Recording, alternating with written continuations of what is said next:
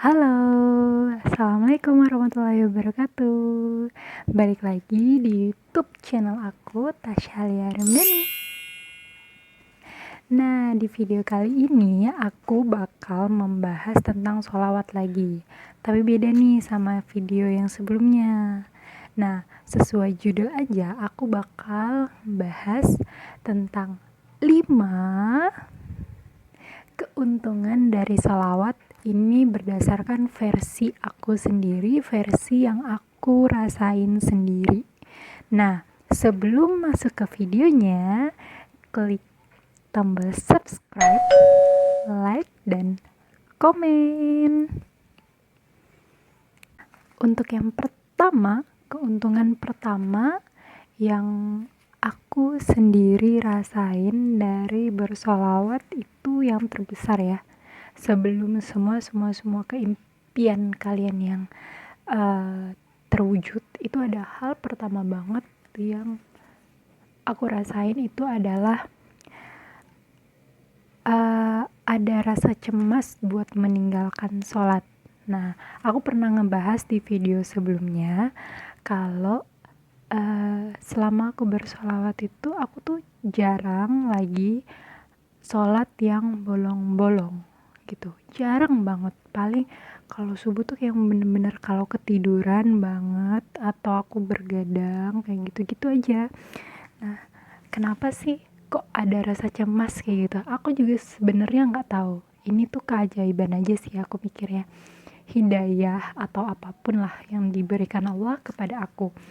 Nah, kenapa ada rasa cemas? Mungkin karena kita sehari-hari kita selalu nih ngucapin Allahumma sholli ala Sayyidina Muhammad wa ala ali Sayyidina Muhammad, selalu terus. Jadi tuh pikiran kita tuh ingatnya ke Allah, ke Allah, ke Allah kayak gitu. Aku sih mikirnya kayak gitu. Jadi ketika waktunya sholat tiba tuh kayak udah, oh iya sholat kayak gitu. Jadi itu satu keuntungan pertama yang bakal kalian dapetin. Dan berhubung dengan sholat ini, itu nanti bakal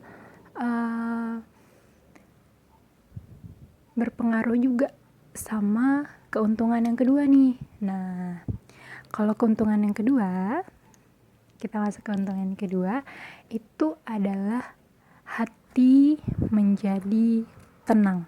Nah, siapa sih yang ngerasa kalau habis sholat hatinya nggak tenang? Mungkin ada, karena mungkin sholatnya kurang khusyuk atau apa. Tapi kebanyakan orang kalau udah sholat itu biasanya yang tadinya dari marah, tadi dari sedih, tadi dari cemas atau takut, ketika udah ambil wudhu, sholat, itu pasti tenang banget hatinya. Nah, kayak gitu yang kita rasain kalau udah sholawat tuh kayak udah deh gitu.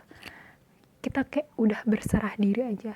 Nanti bakal Allah deh yang ngatur semuanya. Allah deh yang nyelesain urusan kita semua. Itu percaya aja kayak gitu.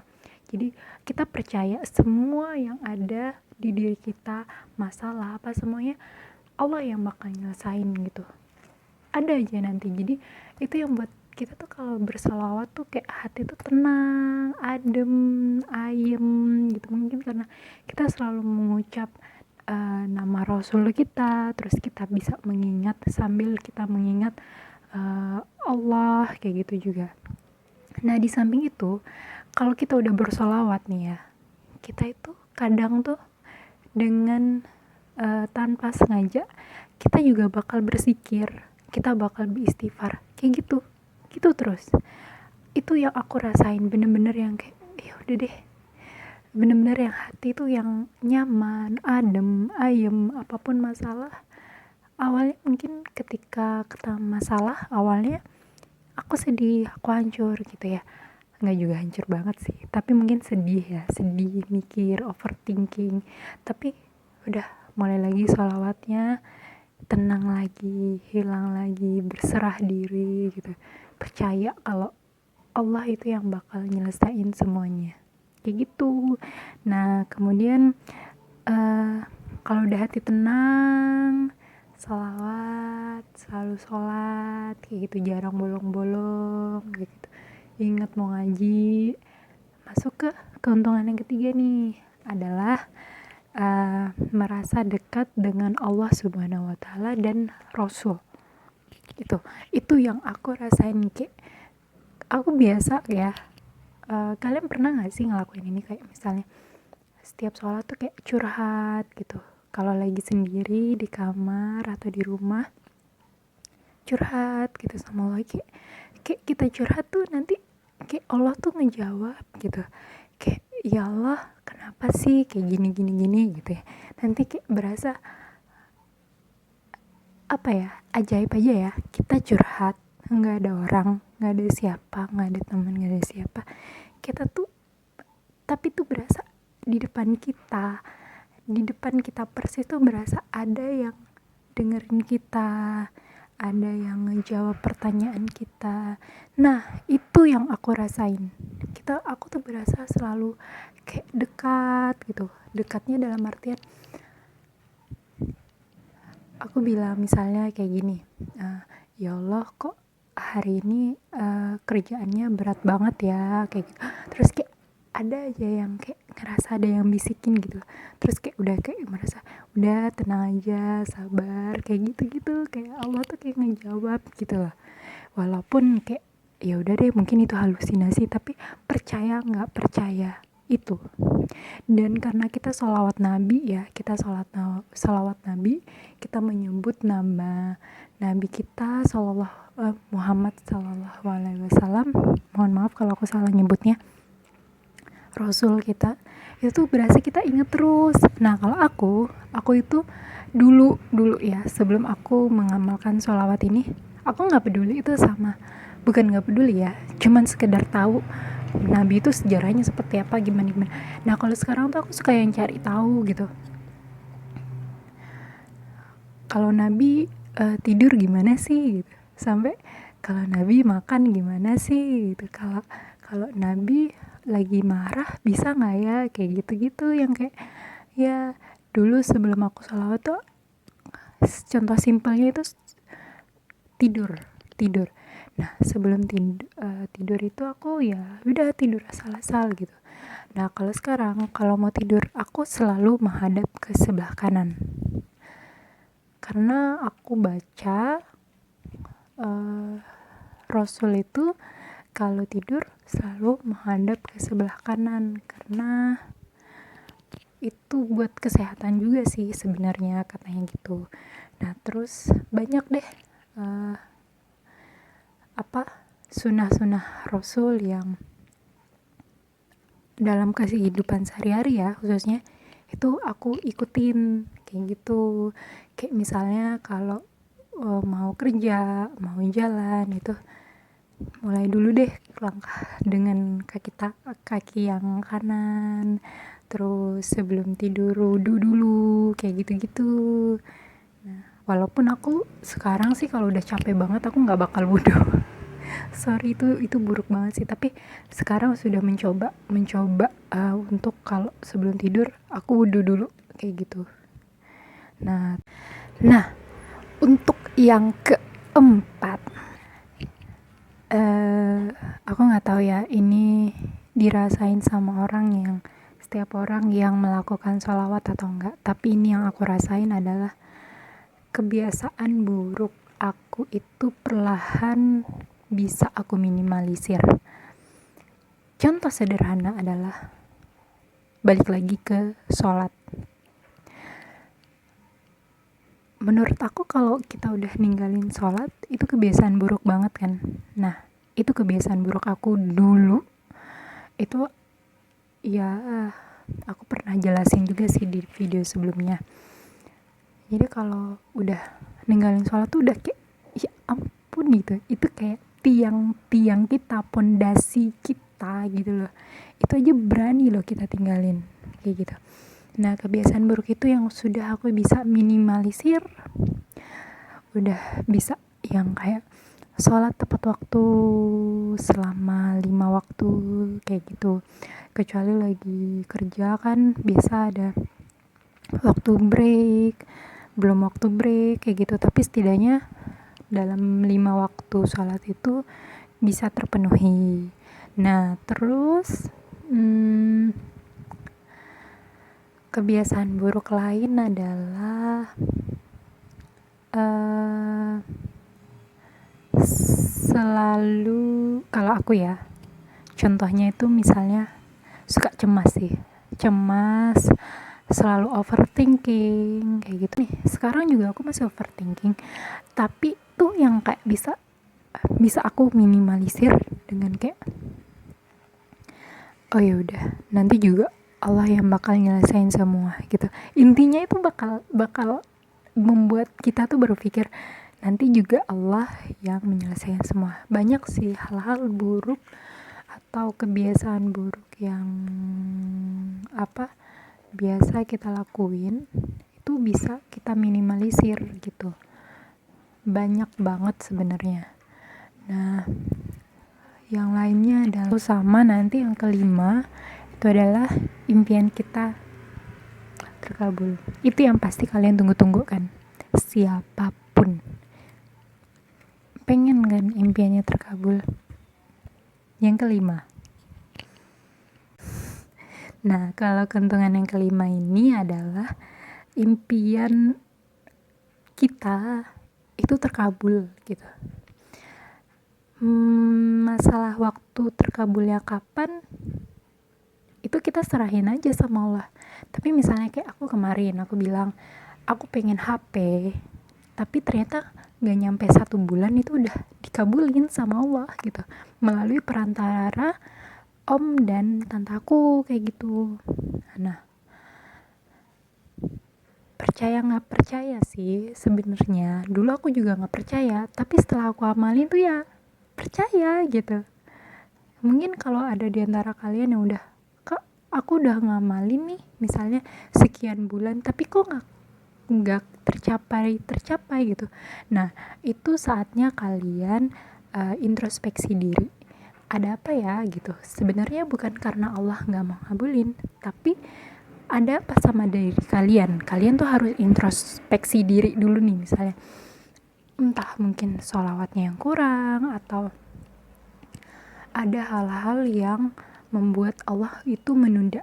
Misalnya mungkin ibadahnya kurang, atau Allah pengen kalian ngerasain sesuatu dulu baru deh nanti tercapai gitu. Nah, dari beberapa pengalaman orang yang pernah aku baca dan pernah aku nonton gitu di YouTube, itu tuh macam-macam. Jadi ada yang cepet banget terkabulnya, ada yang dia harus nunggu 6 bulan, setahun, 8 bulan. Nah, biasanya kalau menurut aku nih ya, Allah itu mungkin yang buat yang lama-lama, yang Allah kabulkan itu mungkin ya Allah itu pengen lihat keseriusan kita. Nah, apakah selama 6 bulan nih misalnya kita tuh masih yang percaya gitu sama itu semua, masih nggak percaya kira-kira gitu. Apakah di sela-sela 6 bulan misalnya nih Allah misalnya mau kasih waktu kita 6 bulan. Nah, apakah waktu 6 bulan itu kita ada skip misalnya, bolong sehari istilahnya kayak gitu, mungkin aja. Tapi ada orang nih yang dia dikasih waktu nih misalnya sama Allah, walaupun kita nggak tahu ya waktunya berapa. Misalnya nih Allah, aku pengen ngabulin permintaan dia nih gitu kan, misalnya dari Allah bilang aku pengen ngabulin permintaan dia selama 6 bulan, bisa nggak ya dia gitu, tetap ada di samping aku kayak gitu. 6 bulan, kalau memang kita bisa ngelawan segala hasutan setan misalnya kan, mungkin terkabul. Tapi mungkin di sisi waktu 6 bulan nih, misal 3 bulan kalian rajin banget ibadahnya, tapi kalian putus asa, kok Allah nggak ngabulin ya, kok Allah aku udah berusaha semampu mungkin nih, kok Allah nggak ngabulin terus ya kayak gitu. Terus kalian udah nanti aja deh, toh Allah juga nggak ngabulin, udahan lah sholawatnya kayak gitu. Padahal apa, Allah tuh udah mau ngabulin, tapi karena kalian pergi, Allah cabut lagi kenikmatan itu gitu. bisa aja kan kayak gitu. Nah,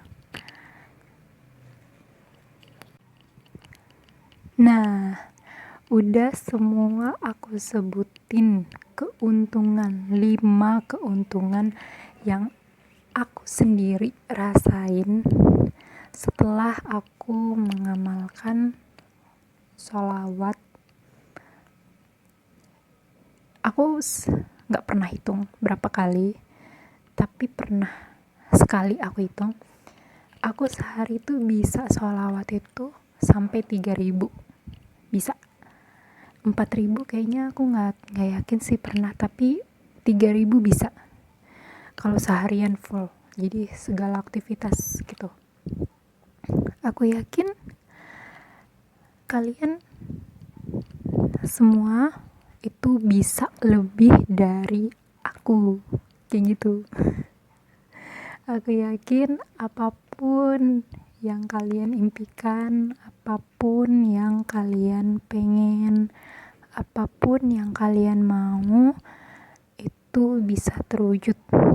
Mau itu kalian pengen barang, pekerjaan, teman, jodoh mungkin, bismillah, bisa.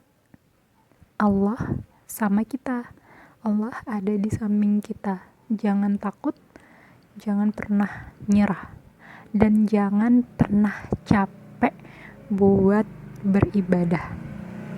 Itu aja. Aku bukanlah ustazah, aku bukanlah orang yang pintar agama, tapi ini aku cerita berdasarkan pengalaman aku, dan aku bukan juga orang yang ahli ibadah, yang rajin ibadahnya, bukan. Aku gak pernah bilang diri aku ini ahli ibadah, rajin ibadahnya, enggak. Tapi aku setidaknya mampu, aku ngerasa aku bisa melakukan setidaknya yang wajib dulu deh. Yang wajib dulu aku setidaknya sudah bisa. Kayak gitu. Nah, kalau aku aja bisa, kalian juga bisa. Kayak gitu. Nggak mesti kalian pengen sesuatu sih. Karena sholawat itu menurut aku, sholat, kita beristighfar, semuanya itu bisa membantu kita dalam keadaan apapun. Mungkin dibantunya bukan saat ini, tapi mungkin suatu saat kalian punya masalah berat banget, Allah bantu dengan gampangnya gitu. Yakin deh sama aku, percaya sama aku. Nah, segitu aja video dari aku. Semoga bisa memberikan manfaat buat kalian semua. Jangan lupa klik tombol subscribe, like, share kepada teman-teman kalian, dan komen. Bye bye. Assalamualaikum warahmatullahi wabarakatuh.